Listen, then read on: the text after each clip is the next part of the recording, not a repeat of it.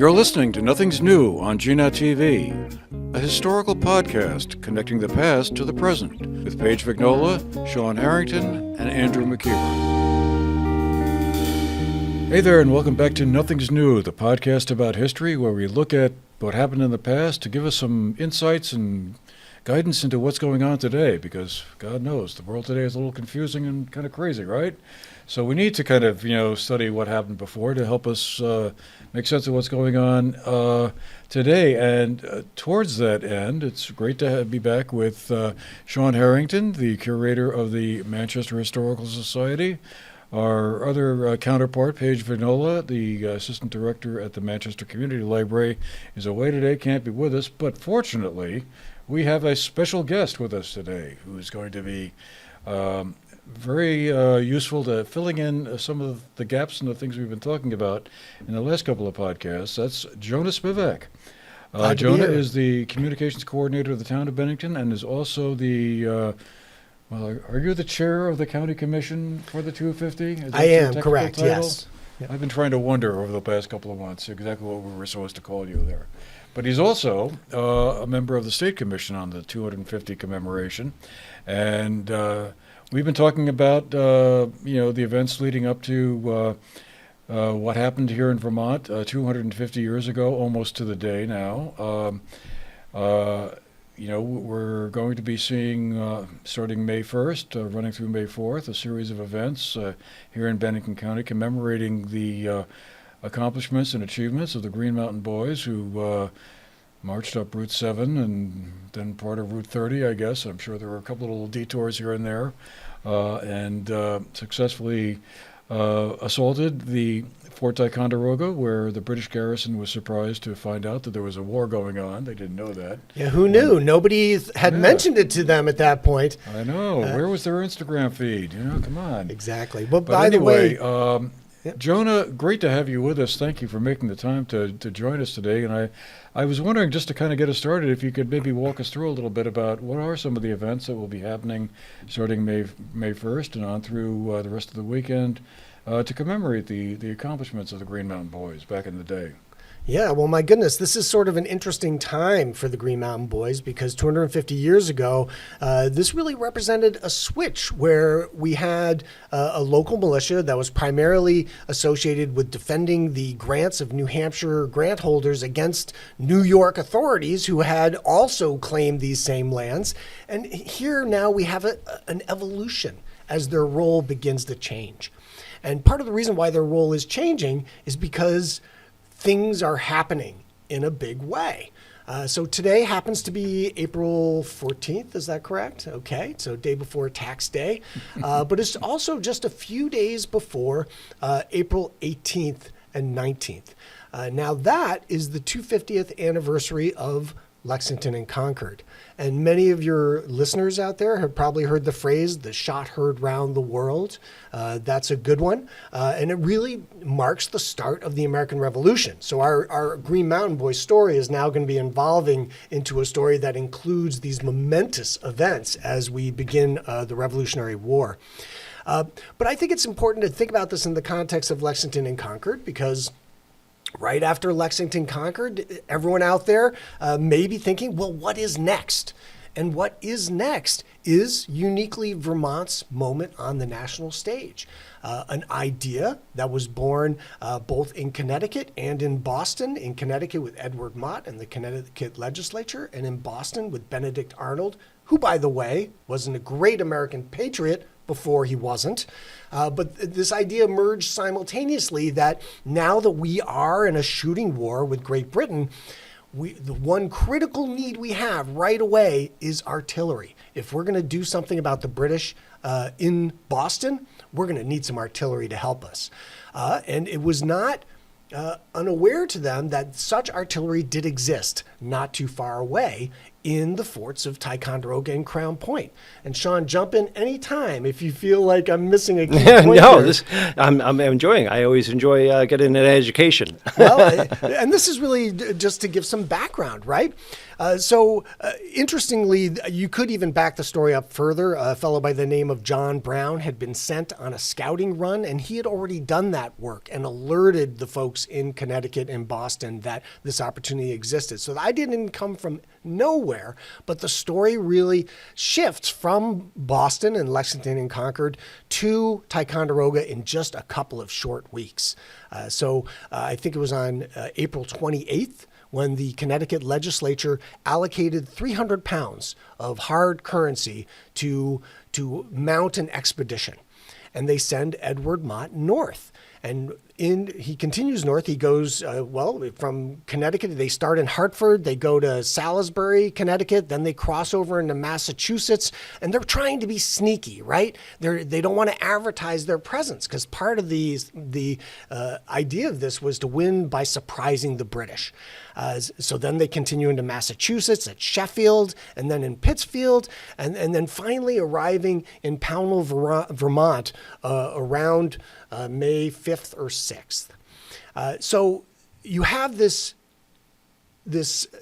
expedition, but it's more like a sneak attack. And it's in Bennington where Edward Mott enlists Ethan Allen and the Green Mountain Boys to take the primary role of capturing the forts up there. So that's that's a very brief overview, but that kind of brings us to what we're doing on that May 1st through 4th of this year to commemorate what happened now 250 years ago. And it's perhaps worth noting that we've all been working on this for quite a while now, right? Over a year at least, we've been having meetings of one sort and talking about plans. And I think the list of events that's going to be occurring starting on May 1st and running through the rest of that weekend is pretty interesting. And while the stuff that's going to be happening on May 3rd and 4th, the weekend, the Saturday and Sunday, is pretty cool. I also really like the education outreach that's going to be happening for younger kids, because I really think it's important that they get at least the beginning of some kind of understanding of like, well, this is what happened, and an amazing history happened right here. Absolutely. It wasn't like something you read about in a book that happened, a continent away or whatever. It happened right here right in the neighborhood. Right. And I think that's, so important to me, excuse me, as a father of two kids, and remembering what it was like for me to grow up in this area, having grown and remember the 1976 celebrations. I mean, in 1976, not to make you feel old, Andrew, I was 5. But I have very distinct memories of the large reenactment of the battles they had. And it's in the education outreach, and why do we commemorate? So that way people, lest we forget, so that way we remember, in order to find out where you're going, usually you have to have some idea of where you've been. And, when you look at all of the holidays we have and all of the, commemorations we have and the amount of work that goes into commemorating these events, it's incredibly important. And even it's not a case that you're going to have an entire generation that's suddenly going to become aware of what happened, but what you're doing is you're planting the seeds to these people to ask the questions. Well, what happened, and how did that happen? Oh, that happened here. And maybe they won't get all the facts right, but you at least you're providing the nourishment to fill that curiosity for that generation, because ultimately the kids are always curious, and if you can get them interested at a young age to realize, wow, we had some really great stuff around here. And Ethan Allen isn't in a furniture store. Oh, this was a real guy. It's just dispelling things like that. It's always recognizing for me, it's not what I know. It's like to speak to the audience that may not have any, who are agnostic, don't have the knowledge of what happened. And, these are the things that, a generation from now, maybe these kids will grow up, or these young adults, or maybe people my age, the Gen Xers who maybe they didn't really care what happened in '76, and maybe they don't really care what happened in Taikon, but it did matter. And then they'll say, oh, that was interesting, because now we're starting to move into the area of nostalgia. Why is nostalgia so? Because it's reminiscing, and reminiscing is thinking back on your past. So all of it, and the work that goes into it. I mean, Jonah, I've been a part of the committees, and I've been on Zoom calls, and he was just speaking a little bit about being in Vermont. This is a region-wide. That's right. And, I mean, the people, like, I was aghast at one of the meetings I was on, at all the people that were there, and, all the contributing ideas that are going into this. And you never know. And this is one of those things where, you're doing all this work, and if 5 people are going to be there, and they're all people who are on the committees, or there's going to be 100 people there, or 200 people, or 300, you're not sure. But you have to do this work, and it's important to do this work so that way it can be presented in a public forum so people can understand and they can remember and say, no, it all just didn't come for free. It wasn't all just handed to us. It was all very complicated, just like any of the matters we look at today. It's never just one-sided. There's always, so many nuances to it, what went into it. And it's our job as sitting here is to make sure that we do the best we can to tell people what happened. Yeah, and key to that is our youth. So the idea that we came up with was that we wanted to have a fully regional commemoration and work with our neighboring states. Because like Shawn said, this isn't just our story. This is a uniquely shared story amongst New England and New York. So our decision was we wanted to have the focus on the start of this weekend be for education. We invited 4th grade classes from schools throughout southwestern Vermont and nearby New York, and invited them to come to Old Bennington for a series of guided tours using the historic sites in Old Bennington as a teaching tool, giving that sense of place. Students there will be starting at the Bennington Museum. They'll be visiting the Soldiers Monument in the Old First Church Cemetery. They'll visit the Old First Church, which is sometimes called Vermont's colonial shrine. From there, they will continue a little ways up the street where they will meet Ethan Allen, who will invite them to take a little walk with him to the site of the Catamount Tavern, where they will meet Edward Mott, now just arrived from Connecticut. And they will be officially enlisting Ethan Allen and the Green Mountain Boys right there in front of our students, getting them in the room where it happened to steal a line from Hamilton. And then, of course, the culmination of the day is they'll head up to the monument. They'll get to visit the Bennington Battle Monument.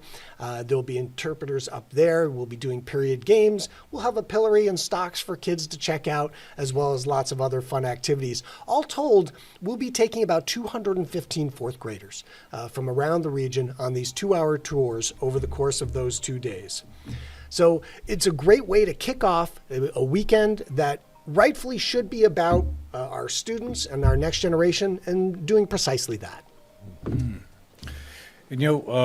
and what's fascinating to me, and it really struck me over the weekend with the debate that took place at Arlington Memorial High School between the 6 debate teams. Schools, Burn Burton, Grace Christian School, and Mount Anthony had teams there, and listening to the debate that kind of echoed, I'm sure, the same debate that had happened 250 years ago amongst folks living here, is like, okay, what is the trade-off here? It's freedom and self-governance and liberty or whatever versus economic security and protection from other foreign countries that might want to jump in and take over, like Spain or France, I guess would have been the two likely countries back at that time. But it was just, it really, as I was listening to the conversations that they were getting into, I couldn't help but think how amazing it was, really, what Ethan and his people did to take such a chance and such a risk. Going up against the superpower of the time with just themselves, and hoping that this was going to translate into some form of self-governance that they were going to be comfortable with, and at the same time making sure that they weren't going to completely, devastate the economy that they all depended upon for their livelihoods, or leaving themselves open to invasion by another country. I mean, when you think of the stakes that were involved that they must have been wrestling with, it's just like, mind-boggling. I was very impressed with the level of preparation that those kids had done. It was truly impressive to listen to. Well, so what then's going to be happening then? So we got the Green Mountain Boys in Pownell on Saturday, May 3rd, and then there's going to be some kind of a procession up Route 7 to. Well, not to exactly. Now remember, they were trying to be sneaky, right? So they weren't all marching up together. They were actually taking many routes. So it's a little bit of a misnomer to think of them of the route to Ticonderoga. In fact, they were taking many routes, and they were doing it in a subtle way, trying not to have too many people together at any one time, so as to not alert the British. So for our region, like Shawn was saying earlier, kind of an impressive thing has happened. We have pulled together these historical societies and towns from throughout the region.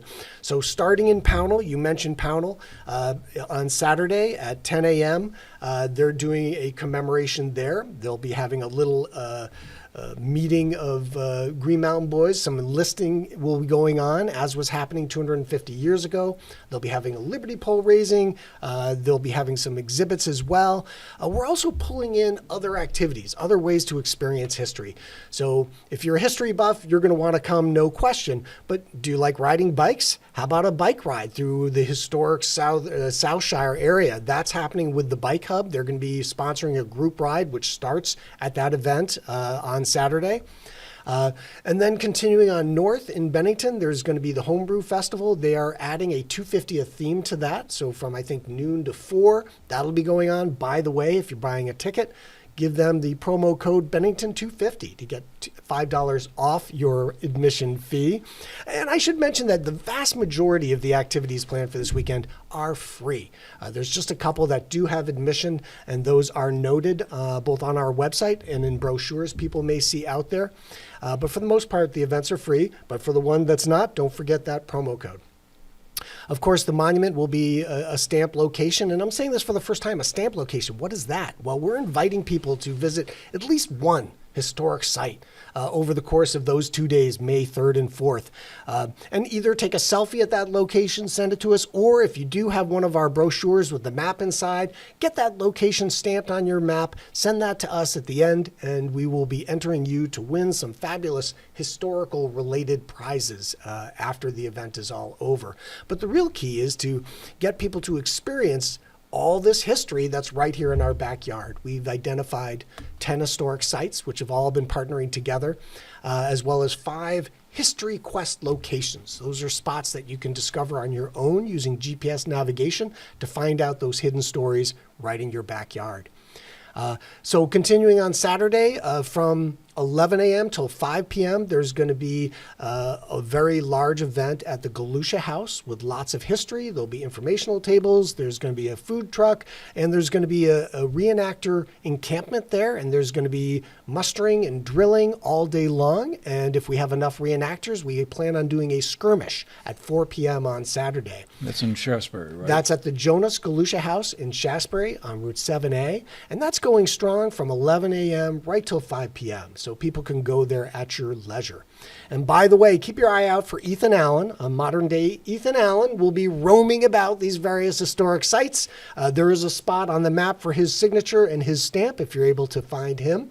And by the way, I hear he enjoys tipping the flowing bowl, as he was fond of saying, so you might see him at least make an appearance at the Homebrew Festival. But I also assume he'll be busy mustering troops at the Galusha House, so those are places you may want to consider trying. On Sunday, the celebrations continue up into the North Shire, starting with the Ira Allen House in Sunderland. I think that opens at 10 a.m. and will be going till at least 2 o'clock, perhaps longer if there's a lot of folks around. And then maybe I'll pass it off to Shawn to tell us a little bit about the next couple of events in Delwood and the Village. Yeah, and actually, in the Ira Allen, just so people know, Ira was Ethan's brother, and they both lived in. And you know, just to back up, and I don't want to break the the northbound train here that was been going on. But, watching how everything has come together and these commemorations and all the people that are going to be gathering and the work that's gone. And I hope that even if somebody's listening to this 3 months, 6 months, 3 years, 10 years down the line, that they'll be able to go back and find out, well, what did we do and what was successful? And how can we take this and apply it to other gatherings and ways to honor the history or to tell the story, what worked here and, what was the feedback. And that's the excitement of it. I mean, what is, how is this all going to end up? And which is what I'm excited about. So, I mean, when we get to Dellwood Cemetery in Manchester and the old burying grounds, I mean, we have two Green Mountain boys, bona fide Green Mountain boys, John Roberts and his son Christopher, who were John, the father, actually went on that expedition with his 5 sons. 3 of them were here in Manchester, 2 were in Dorset. We don't know exactly if they were all went together, if they stopped in Dorset and picked up the other 2, but we know all 5 of the boys were there. Christopher, was one of the guides, knew the land like the back of his hand, and enough eyewitnesses accounts have put him either second or third into the fort behind Ethan, which is interesting. And this is their final resting place. And I'm going to do a little talk about the Fighting Roberts family, talk about some of the other markers that are there, the Revolutionary War veterans that are there. And then from there, we're going to actually go up to the Marsh Tavern at the Equinox Resort. And we are going, and hopefully Ethan's going to be making, making stops at both, because I want to ask Ethan, what was John like? What was Christopher like? Well, if it's a public event, it's rare for Ethan Allen to miss it. He's no shortage of words, from what I understand. Indeed. There, right? Yeah, So- the Ethan. Yeah, maybe. Well, it'll be early enough in the morning. Maybe he'll still be sober. One can only hope. And then we're going to go up to the Marsh Tavern, which was, the Marsh Tavern we know was, under the southern portion of the Equinox. And that was one of the first, Manchester during the Revolution was really a town of taverns. I mean, even the taverns were built before any of the meeting houses or the churches, you might say, were built. A loose town, I think is what they called it. But the Marsh Tavern, which was by was built by Colonel William Marsh, who was actually one of those few people who would be considered, like Arnold. Some people said, well, he was a Tory or he's a loyalist, and it turns out, well, it was a little more complicated than that, which I'm not going to get into here, but hopefully we'll get further down the line. But his grave is in East Dorset, and it has an SAR badge and a loyalist badge on it. It's kind of interesting. Awesome story. Yeah, awesome story. So we're going to gather at the Equinox, and we're going to have a reading of the resolution, which is good. You're going up to Montpelier soon? That's correct. I'll be up there next Tuesday where the resolution will be presented, and that's what we'll be reading on the 4th. Yeah, so we're going to read the resolution. We're going to hopefully, we don't know how many members, some reenactors are going to be there, but we'll have enough, a squad at a minimum to do a musket salute. Ethan will be there. I'll give a little eyewitness to history talk, and it's going to be, and then the musket salute. I mean, at the end of the day, it's all about the musket salute. And we'll be doing one of those down at Dellwood, too. So any chance we have to blow off the black powder rifles and smell that sulfur burning in the air. Cordite, right. And from there it continues. It goes on to the town of Dorset, and the Dorset Historical Society is having an event there. I think there's The open house. Yeah, Yep, open house. Open house. And then the culmination of the weekend is going to be in Paulet at 5 o'clock, and there'll be another ceremony there. And in part, one of the things we're doing is we'll be handing off a commemorative powder horn, one that will have traveled from Connecticut at that point all the way up to now Paulet, Vermont. And from there, we hand it off to our friends in Castleton. So again, that idea of a multi-state, multi-county story, we then pass it along to Castleton, and their events continue the very next weekend on May 9th. And then, of course, the finale on May 10th with the actual reenactment of the capture at Fort Ticonderoga. So we're very intent on telling our part of the story, and we hope that this will be interesting to both the people that live here as well as visitors that come here to experience this history with us. But in any case, it's going to be a great weekend. And as Shawn said, it's a powerful example of the meaning that the past has and informs today. And there's the distinction between the two is not as profound as people would think. Yeah, exactly. And I mean, and then the real the human connection over the years. So, for example, last night, Cynthia Kilburn, who is somebody who's done a tremendous amount of work in the greater Northshire area, she sent me a text last night, and she said, I'm working with Tom Hughes, who's he's actually the president of the Vermont Society of Sons of the American Revolution. And she said she's working with Tom Hughes and the Castleton Group because her 4-time great-grandfather lived in Castleton, was a Green Mountain boy, and was with Ethan Allen at the May 9th meeting 250 years ago, and was part of that group taking Fort Ticonderoga. I will be in Paulet on May 4th, dressed as a Green Mountain boy to receive the powder horn and then pass it along. Wow, that connection is awesome. And so many stories like that. So many families that are still here today who are a part of that story. That's terrific. Right. So, and that's the part that history, that's been a part that is always, how do we connect it, these people, the places and the events that happened, and that can translate it as so many different other stories. It's not just about what happened in 1775, because we have, the next couple of years and then so on, and then Vermont becoming its own republic. Yesterday, so I had, I have a Green Mountain Boys flag hanging on my porch, and it's been there. I think I've had about 7 of my neighbors. There's 40 houses in that area, and this one woman, Mrs. Penji, can't stop. She said, "Shawn, what is that flag that you have hanging there?" And I said, "Well, that is the Republic of Vermont. It's a Green Mountain Boys flag." She goes, "I've never seen anything like that. That is very interesting." And you think, and she's local, let's just say, and it's just little things like that that I take for, like, I look at it and say, "It's a Green Mountain Boys flag." People look at it and say, "What is that?" That's right. And it's bringing that. Vermont was its own republic. I mean, so there's still so much that we're going to be talking about. And, what is a militia? I mean, not to get political, but, militias were a real thing. And, and how did that come apart? Because we didn't have the law enforcement. And from the Green Mountain Boys, I mean, at first they were just a loose band to protect, and then they kind of became a militia. It's not like they got together and drilled and paraded. I mean, they were just ready to go at any moment's notice, and they grabbed their rifle. It wasn't like a brown vest or a military supplied, it was just what they had. I mean, not only did they use it to protect themselves, but they also used it to go hunting with. Yeah, so, absolutely. I mean, it was a utilitarian instrument. And, and that evolution, so when 1775 happened, Vermont was one of the few places that actually had a militia that actually had about 5 years worth of experience. That's right, Not just theoretical. I mean, they were out there, chasing New Yorkers, but, So- they were on the field. Just a quick reminder. So this year is the 250th anniversary of 1775. But of course, all of America will be thinking next year in 26 about the 250th anniversary of the Declaration of Independence. But we don't stop there.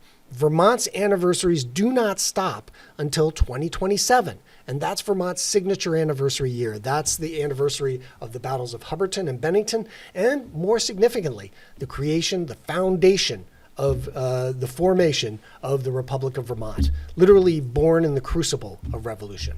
Right. I mean, our Constitution. We had our own Constitution and everything. That's right. It was the first democratic constitution on the North American continent, a full 10 years before the U.S. Constitution was written.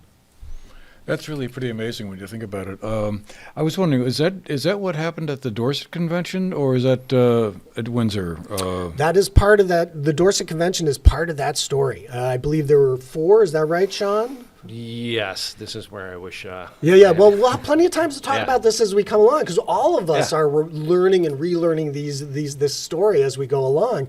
But at least in terms of 77 or 2027, it starts right in January. There's the Vermont's Declaration of Independence in Westminster, where we basically declare independence from everybody, including the U.S.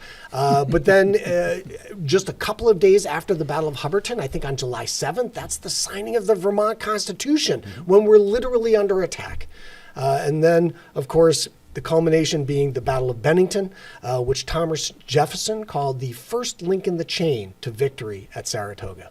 And that will be on August 16th of 2027. So this is just the start. So if you're tuning in now and you're thinking about anniversaries, wondering what the heck anniversary is this year, now you know. And you also have a little bit of an insight into what's going to be coming in the next couple of years. And I was just thinking, as you were talking there, Jonah, Fort Ticonderoga also plays a bit of a role in that 1777 history, because that's when the British recaptured Fort Ticonderoga, right? As they were marching down from Quebec. That's right. They recaptured Fort Ticonderoga.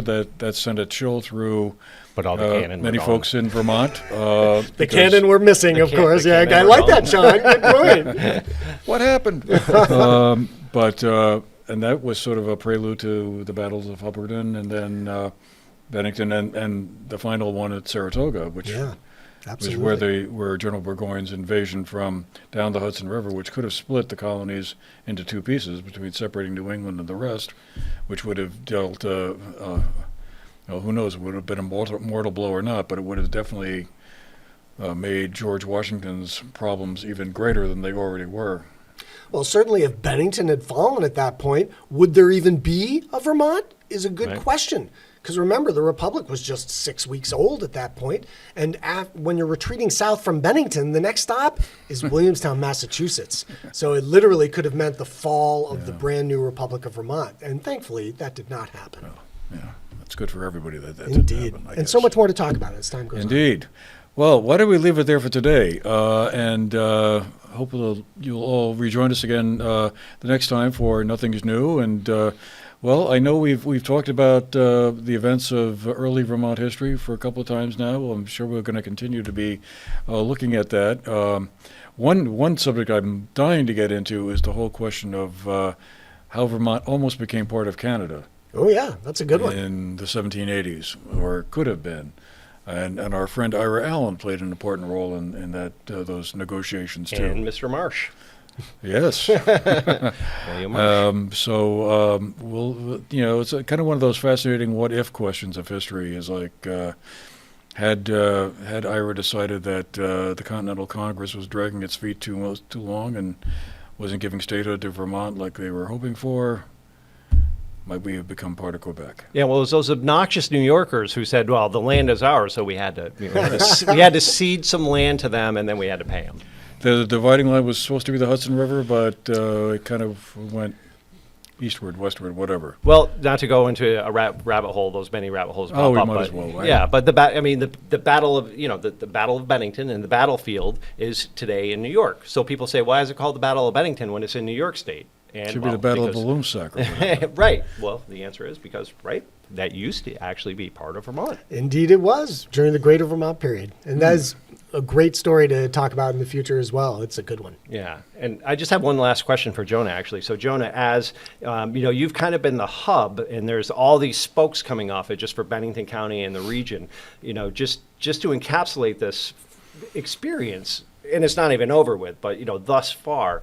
How has it been for you? Has it been personally enriching, reaching out, I'm sure it's like, you reach out to people, or I'm sure there's a lot of unanswered phone calls and unreplied to emails, but the flip side to that, there's a lot of people you've gotten full engagement from. So, Yeah. To sum it up in, the 30-second answer, like, how has the experience been for you as the coordinator for this large undertaking? It's been the most gratifying work of my adult life, no question about it. Like you, I was just a little kid at the time of the bicentennial, but it did inspire me. And now we've come full circle, and now we're at the 250th, and I'm just so humbled and honored to be part of this effort. And honestly, the response from people is huge.